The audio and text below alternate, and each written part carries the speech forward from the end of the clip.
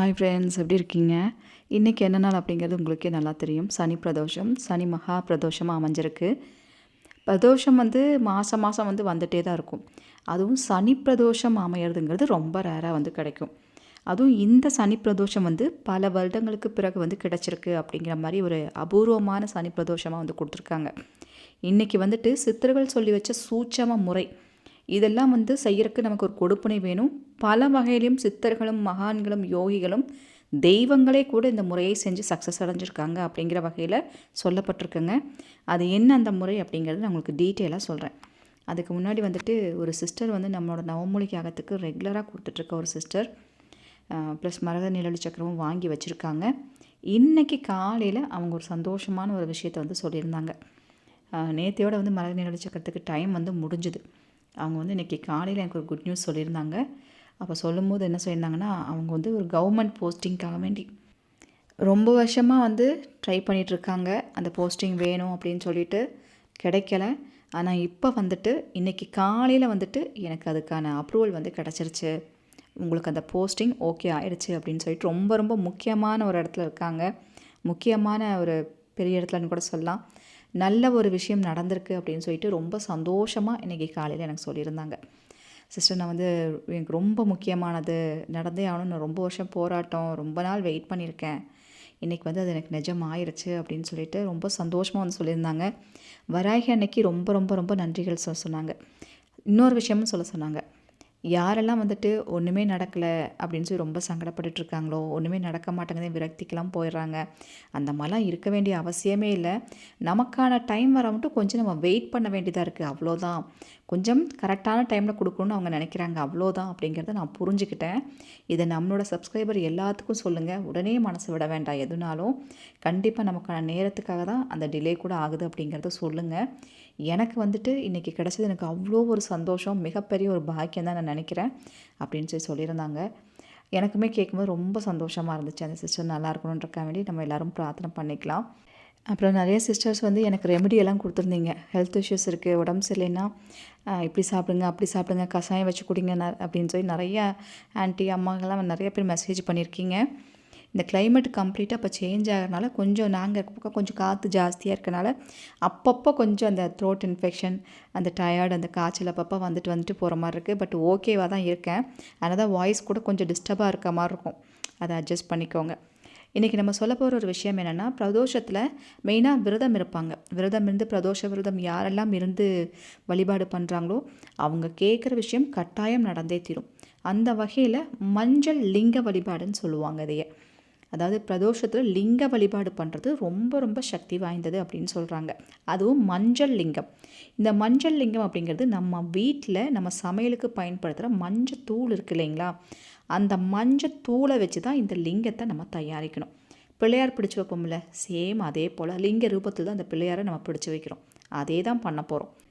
அது என்னென்னா, உங்களுக்கு ஒரு மஞ்சள் இல்லை, ஒரு மஞ்சள் வச்சு ஒரு லிங்கம் மட்டும் நம்ம பிடிக்க போகிறதில்ல, 9 லிங்கம் நம்ம பிடிக்க போகிறோம்.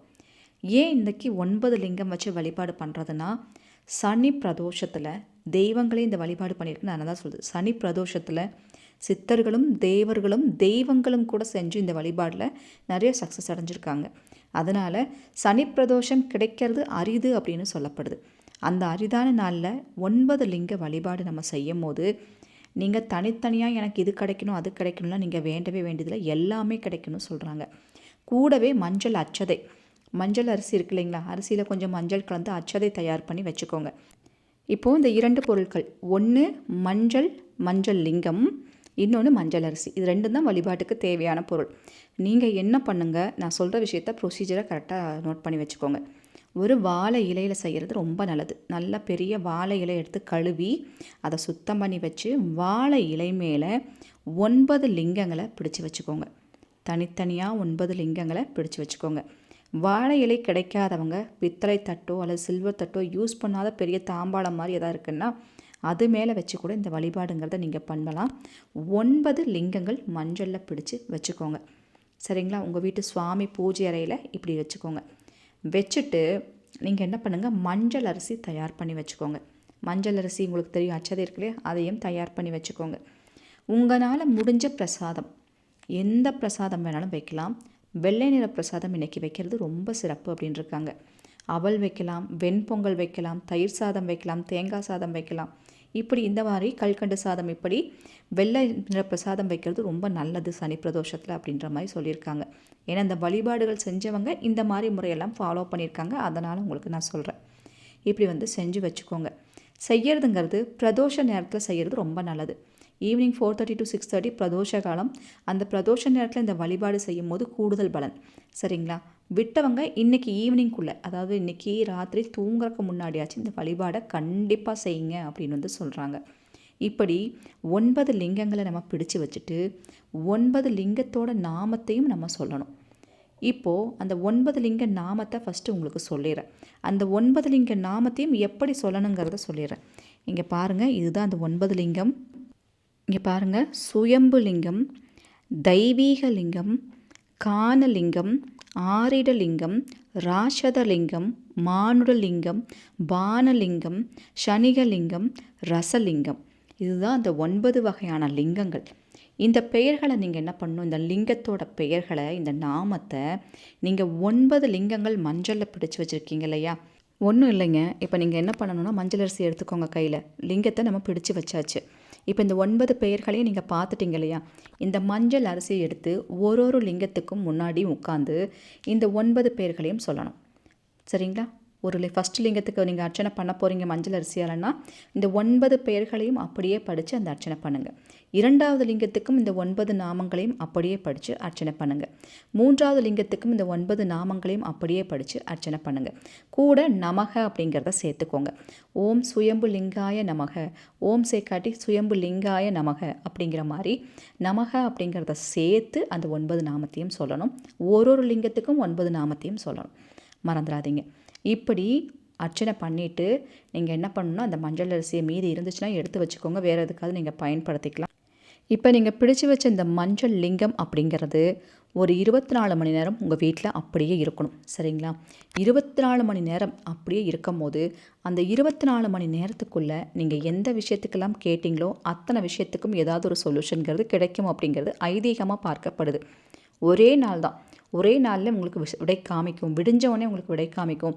சந்தோஷமான விஷயங்கள் நிறைய காதில் கேட்பீங்க அப்படிங்கிற மாதிரி நிறைய விசேஷங்கள் இதில் இருக்குது. அதனால தான் இதை செய்ய சொல்கிறாங்க. ஒரு பிரதோஷத்துக்கும் இந்த வழிபாடு நீங்கள் பண்ணலாம். ஆனால் பர்டிகுலராக சனி பிரதோஷம் வரும்போது அவசியம் இதை செய்யுங்கன்னு சொல்கிறாங்க.